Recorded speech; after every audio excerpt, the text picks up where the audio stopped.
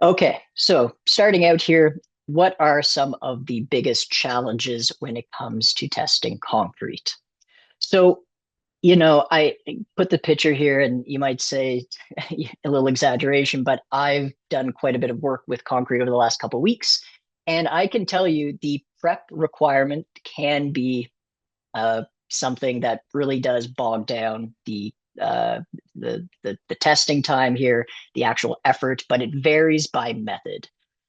So where the time will go is typically if you have to do any cutting or machining or planing, leveling of the samples, drilling. In the case of the image you can see on screen for kind of the use of a needle style sensor, having to drill the sample, apply thermal grease. Um, Ultimately, these aspects introduce some challenges in how we get the samples ready, as it relates to really your throughput capabilities. Um, Also, the note here that in some cases the prep can be destructive in nature to the sample.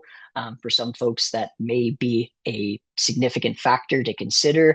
Especially, I noticed a lot of folks from the academic side of things. If you are producing maybe only a handful of these R&D samples for testing, I know many times you're trying to get as many measurements out of it as you can. And of course, if you're going to go through a destructive process for a specific test, well, then you're going to have to produce more of that material for measurement. So, talking about the different prep requirements and some of those throughput aspects will be a key focus for some of the data that we'll talk about coming up.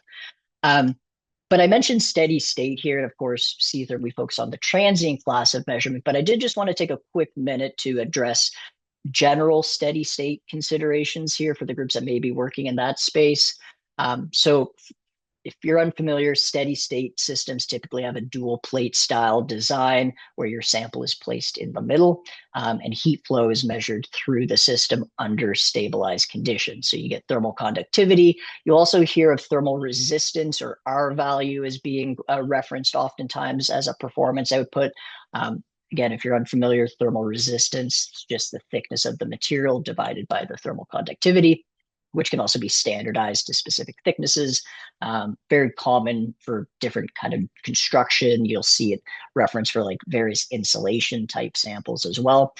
So certainly kind of one way about doing it. But for concrete, some of the issues come up in that, again, that prep in terms of the sample itself. If you don't have a very nice planar, even surface on both sides, what you'll typically run into in these dual plate style arrangements is contact issues, errors in that thickness determination, all of which will impede really what the heat flow measurement is trying to do.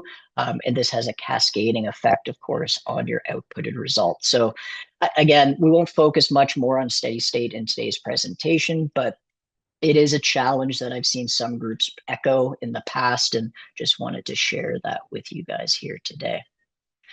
Um, Another area that is really worth considering as you're going about your testing here is looking at the level and the scale of the material that you're testing as it relates to its heterogeneity. Concrete, these types of samples, whether it be, just looking at traditional concrete with the coarse aggregates, some of these more porous or aircrete style samples, or again, those bio-based alternatives, the scrutiny on the measurement in terms of what it's evaluating is going to be something to keep in mind here to make sure that the data that you're collecting is really representative of that sample. So the measurement system or the probe or the instrument has to be able to sample